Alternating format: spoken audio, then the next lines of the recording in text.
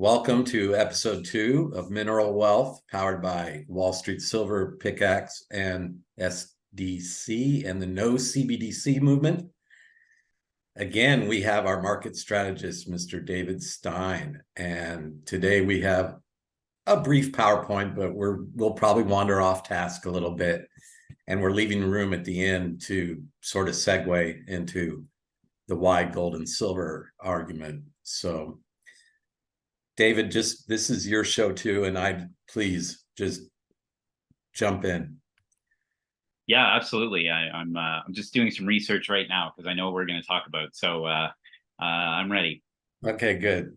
Here we go. This thing's not advancing. There it is.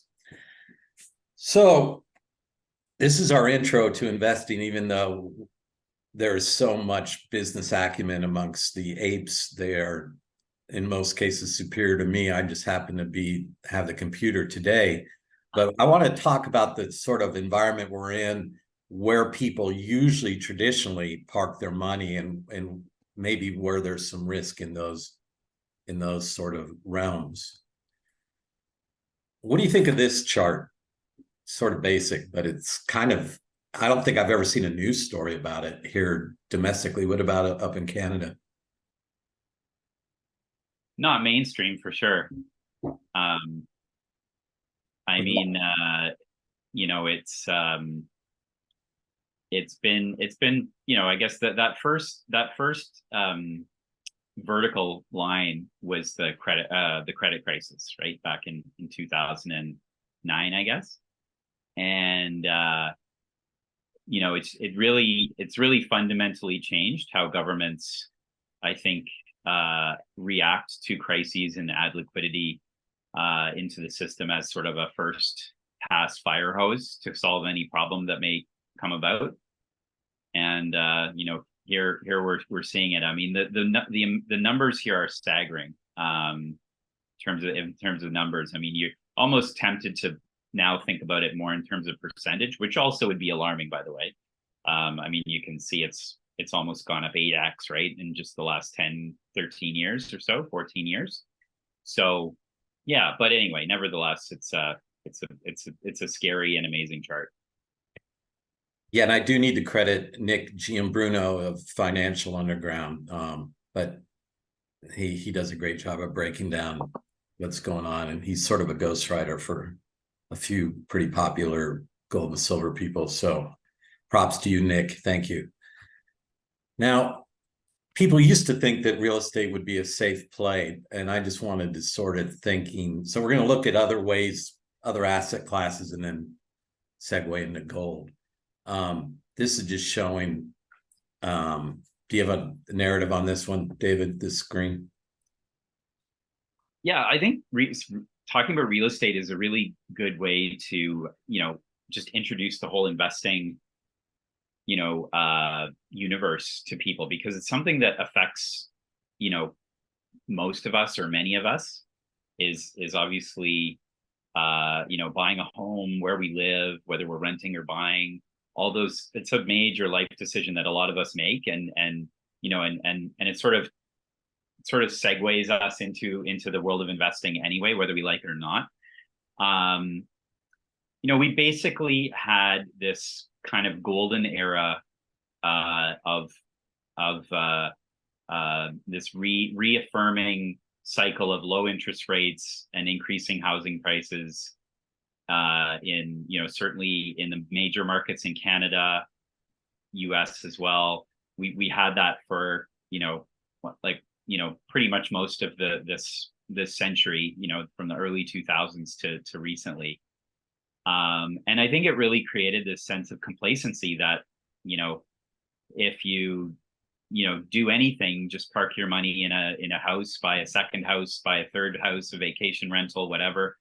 And that was just a safe place to be. Flip a house, buy a house, add some hardwood floors, and then sell it for more, like that.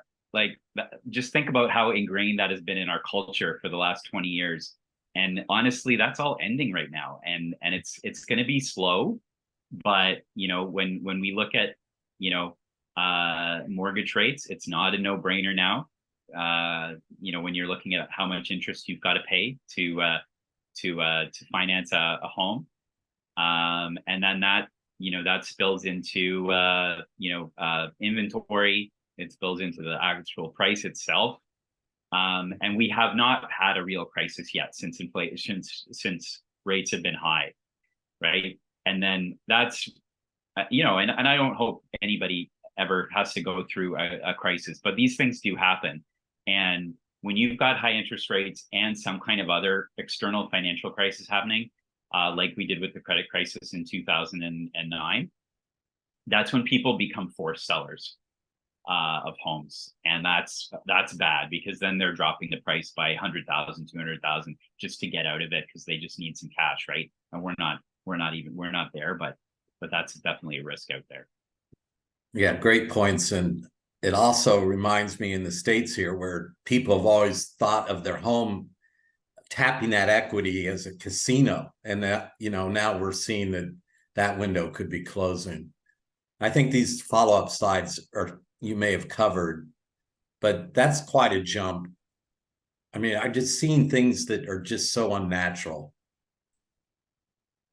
Yeah, I think a lot of Americans they have mortgages fixed for 3 to 5 years, a good percentage of them. So it's not something that's going to affect people right away, but when they do go and refinance, which everybody has to do eventually, or if they want to move to a new house, you can't bring your mortgage with you. So so this is going to start to affect more and more people as time goes on, and it's a massive difference. Between January 21 and today, you're talking about, for the average person, it's just thousands of dollars a month extra cost for no value, no value add. Yeah, right? and I think these rate hikes they started in March of 2022, so it's like that line. It's like, well, that escalated quickly. I think it's in Dumb and Dumber. Yeah. So this just sort of says that what we've been saying is most people were locked in at below 4%, so they're not going to move at all. So we just discussed real estate and the problems associated with that, or the risks. So now people think bonds could be a go-to. What are your thoughts on bonds, David? Well, I mean, I think bonds have a lot of weaknesses as well. In terms of we just went through, much like with housing, we just went through one of the longest, maybe the longest bond bull markets in all of history, because interest rates kept going lower, so the value of bonds essentially goes up, right, in that environment. Well, right now the opposite's happening. So you have the inflation risk, which is item number one on here. You don't know how much real return you're getting on the bonds, because even if you own a bond that's paying you 5%, you're probably losing more of that to inflation, right? So that's not a great investment. In interest rates, again, if that's, they could go up, they could go down, don't know. But I can tell you, if they do end up going up at some point while you're holding that bond, that the bond value goes down, right? That's not a good place to be. Your bonds can lose a lot of value that way. And then in default risk, of course, we still have not seen, in my opinion, any significant financial struggles. You definitely hear anecdotally stuff going on, rise in bankruptcies, et cetera, but nothing like we've seen in the past with various credit crises, et cetera, like the credit crisis and other financial crises that we've been through, in the last, in the last number of decades. These things do happen, and sorry, go ahead. Yeah, and obviously that's when default risk really becomes a huge problem, because obviously you know, everyone worries, everyone thinks their bonds are safe until they're not. Right. And I agree with you that we haven't seen maybe a lot of the, if you look at all the evidence out there, you may not see something today, but there is a lot of hints of things like the next collapse could be triggered by commercial real estate. Yeah. You know, I mean, we do know people are I'm working from home today. It looks like you are. I think that everyone I know does almost. It's just a hybrid, or at least in a hybrid setting. Yeah, I work hybrid, but yes. Right. So, we'll see. There's also been, we saw the Silicon Valley Bank fail and a couple other banks. I think UK was within days of having to rush in to save their pension funds. There was some issues with one of the big Swiss banks. We see in Japan yield curve control happening. So there is, and then of course we'll get into what derivatives are, and when we look at Exeter's pyramid here shortly. Then, so we've talked about bonds, we've talked about real estate, and everybody's been thinking of the darling lately has been NVIDIA, and there was just so much, a lot of noise on the internet in the last week of how this blue chip company and its positioning with AI is going to save us all, kind of like we heard with Cisco in 2000 and the dot-com Super Bowl about 12 years ago. And most of those companies are now out of business. And then 2 years ago, we had Larry David and everybody with the crypto bull. I think there was 7 to 9 commercials. So let's talk about this Magnificent Seven. Are you familiar with the Magnificent Seven, David? Yes, I use some of these companies in my day-to-day life. Yes. Yeah, we do, don't we? Well, they're familiar. basically the S&P 500 is propped up by 7 companies. That's the narrative. Yeah. So let's look at how they did last year. It's just, I mean, this is the only year I have to look at. I can't look at year ending 2023, but this is how they did last year. So this well, is, and in a way, it kind of doesn't matter what they did in 2023. Just the fact that these huge companies can fall so much is a huge red flag for risk and beta, right? Like you have to realize when you own some of these that they are, their valuations are really, really stretched, and that's why they can go down 50-60% in a single year. That doesn't happen if things are priced correctly. right. So being overvalued, and what people think is they can buy the STIP, which you can, and there has been a rebound, but they could still fall a lot further. I mean, look at the counterparty risk of Tesla, for instance. They're manufacturing in China, and we're at war with China. Look at Facebook. I mean, they're struggling so bad that they had to rebrand themselves to Meta, and their Meta rollout's been a disaster. Not one person has really participated. Well, the Meta world, it reminds me of the NFT bubble. That sort of was. They also tried to launch a crypto product that failed. It's really propped up by Instagram, which is mostly teenagers sharing pictures of one another. NVIDIA, again, let's look at Amazon laying off people last year in the peak holiday season. The layoffs started between Thanksgiving and Christmas. Again, that's peak holiday shopping, what we always thought was kicked off by Black Friday. We're on the YouTube platform now, so we got to cheer for the Alphabet, and they're now that. So anyway, iPhone makes their iPhone in China. Just a lot of counterparty risk there. I think I've read somewhere that the iPhone is put together in as many 30 different areas in terms of components. So you got all that. What did we learn about supply chains just, a year and a half ago? So there's your counterparty risk. So let's talk about gold and silver. That's really the key of this program and the thesis. So David, did you have time to look at this slide? This is a shout out to Parallel Mike, is one of our foreign correspondents, and he put together this slide. Yep. Go ahead. Well, so the pyramid is on the right there is sort of different levels of investment, investments that exist, the size of the markets, and I guess and the counterparty or default risk. So where you've got commodities and land at the bottom.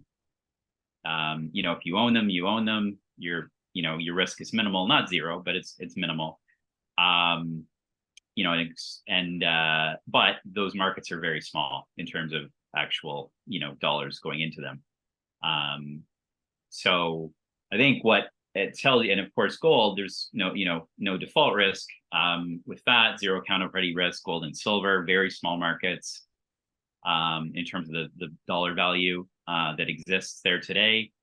And to me, I think the important thing about this is that it's just a matter of when dollars do start chasing these lower risk assets like gold and silver, their values can go up hugely, because just people are so under invested in this right now.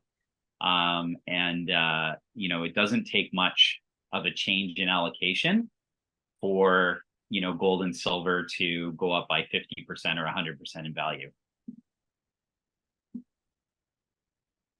I guess that's what this is. Grady, I believe he's out in Europe, and thank you. And we borrowed this chart today, but I think he's been really spot on with some of his technical analysis. I mean, it looks a bit parabolic, but I think the setup is there. Do you have thoughts on that? Parabola on the chart. That's true. That is I failed geometry, but that is a parabola. Your schools are better in Canada, but your taxes are higher, right, David? Right. It's give and take. That's right.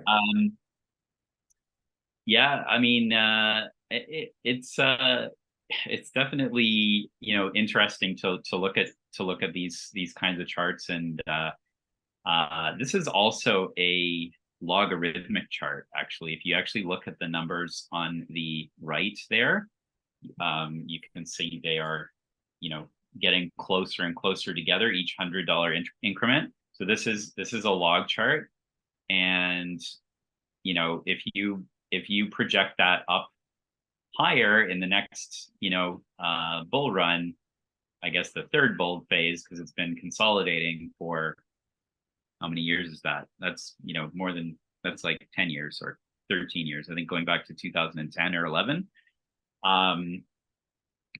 You're looking at a much higher. He didn't put any numbers above 2,400 on there, but I think that that line's probably at 2,500, the gold line there. And then the parabola probably goes into the tens of thousands, I'm guessing. Good read. This one really is interesting to me because there's a lot of us, let's say activist investors or enthusiasts, are really geeked up about the gold to silver ratio. And you're in the silver industry, David. This divergence is quite interesting to me. What is your take as someone who's now on the corporate side, as the executive director of a mining and in the discovery business and mining business for silver? Well, I think I've done a lot of analysis on this myself over the years. I probably spent 80 to 90% of my career in precious metals in my mining related career. And I think at the end of the day, the importance of the gold silver ratio is really it's an indicator of sentiment for precious metals.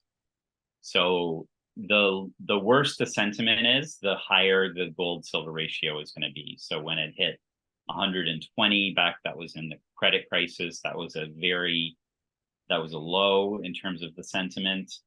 It only hit it for like a day. That was extreme, an extreme low. And then I think, it's sort of in the 80s now, which is still very low if you look at, the average over decades. Something more like 40 to 60 is more like the range. I know this chart isn't showing that. This is just showing the levels, but that would imply, a much higher silver price. So it's one of these things where the gold silver ratio almost pits a gold investor against a silver investor, when really they're one and the same. It's just gold is going to outperform silver when you're in a precious metals bear market, and silver is going to outperform gold pretty dramatically when we're in a precious metals bull market. Okay. And you've seen that. You've marked some divergences on here, and then what typically happens after that is you get a bull market, right? And you can kind of see that in 2010-11. Look at that red line, which is silver, just skyrocket, right? So that's both gold and silver going up, but silver's dramatically outperforming gold there. And that's happened 7 or 8 times since the 70s. It happens, every 5 to 10 years, where you get that huge outperformance, and obviously those are great times to make a lot of money very quickly in silver. That's sort of my read too, and I just think it's sort of why we're on this show today, is really to there's another chart that reminds me of just how where we are in terms of commodity investment. When we went over that last week, I think we just have one more chart, but then I want to get into how we segue into mining.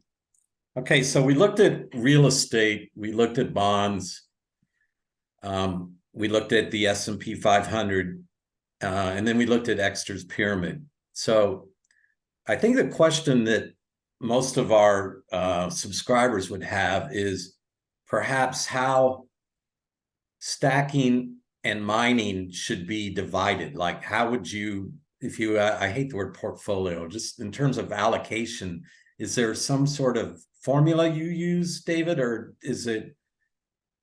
Well, I think it really depends on the individual investor. Okay. Obviously, investing in mining stocks is more risky, right? Bottom line, they're companies that have lots of other fundamentals. But I think for those who are sort of curious about where their silver comes from, and they want to know more about that, they're going to find that there is a really strong investment case for silver, mining companies out there. Especially right now, where we've been in a sort of a beaten up market for a number of years. So, the equities in general are quite cheap, they're quite undervalued. And obviously the market opportunity is that when silver prices go up, there's going to be a lot of investment dollars going into a very, very small sector. So that's probably what I would actually, get people to focus on just as a first pass before you go into which company you might want to invest in or not. Just realize how small of a sector silver mining is. The largest silver mining company in the world would not even be close to being included on the S&P 500 index. Okay, and that would be I would say that would be Fresnillo, a Mexican company that's listed in the UK. And even then, you could argue, are they really a silver company? They've actually got a lot of gold mines as well, so they may be more of a gold miner. But what you find nowadays with the bigger companies is that they have diversified into other metals. Often it's gold, and so they're more of a gold silver miner. First Majestic would be the biggest one listed in the Canada, US. They're another one that's sort of diversified into gold. They bought a gold mine a couple of years ago, and now that's sort of a big part of their story, not just the silver. So in order to get pure exposure to silver, you got to go even smaller. And then you're talking about companies where, you're talking about companies under $1 billion market cap. These are tiny companies that that really are going to determine the silver market for, in the next, 10 to 20 years. So, so I think people would be shocked when they realize what the landscape is out there, and obviously, when you see pension funds and these, obviously all these institutional investors, BlackRock, etc., paying $500 a share for Nvidia, just to push it to whatever $1 trillion market cap that it is. And then you've got these miners that are actually producing things that we need, and they're just tiny little fleas in the overall market. So as that money comes in to our sector, which it will in a bull market, there's huge upside potential. And I think some investors are going to want to get exposed to that. And I think that's how the journey takes you from physical metals into the miners or junior miners. Yeah, I've never heard it explained that well. Thank you for doing that, because it's a confounding mindset. And I got to give a shout out to the Silver Institute, because they've done some great research on just the last 2 years, the enormous deficit in silver in terms of meeting the needs of the transition to net zero, which is full on underway. In fact, most European countries are ahead of their goals it's a transition to net zero by 2050, but there's milestones in 2030, 2040, 2050. Silver is probably the most critical metal for this transition to net zero, along with what you said last week, that before the massive commodity bull run takes place, and they do, all the metals sort of rise together, or all the commodities. It's not just the snapback that you were talking about. So just like that last slide we showed with the divergences and that boomerang effect that happens, how many times since the 1970s, David? I think it probably eight times. Okay, so then if silver right now stocks are fairly, let's just call them, I don't like the word cheap, but they're very inexpensive, historically so, correct? Yeah, I mean, and especially considering the silver price is not at its lows, but if you look at the universe of silver focused mining companies, which by the way is a very small group, you're probably looking at 20-ish companies, 20 to 30 companies max, depending on how far you go into exploration. There's quite a few of them that are at their lows, 52-week lows, multi-year lows. And this was the silver price at $23, $24. And we know the silver price was at, 17, 18 earlier this year. So it's there's complete lack of interest in the sector right now, beyond the sort of like the specialists like me that always follow it. But we're few and far between, and we don't have enough, money to prop up the valuation. So as a result, it's really cheap, I think, out there. Depressed is another word, it's the way it is. All sectors go through this. They're all, there's cycles.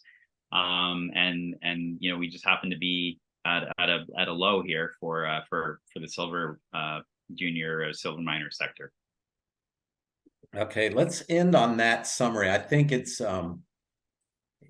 sort of paints the picture on a macro level of the opportunity. If these are monstrous deficits, we haven't even gotten into the some discoveries by our illuminated ape, who's discovered some extreme uses in the military sector, and what has happened with a department in the United States that used to report this data sort of disappeared and fell off the radar in the 80s and 90s, and we'll be writing an article about that. And David, we invite you back again if you'll have us. This is John Little and our guest, David Stein, the market strategist for this week's episode number 2 of Mineral Wealth, sponsored by Wall Street Silver, SDC, and the Pickaxe. Thank you for tuning in today. Thanks, everyone.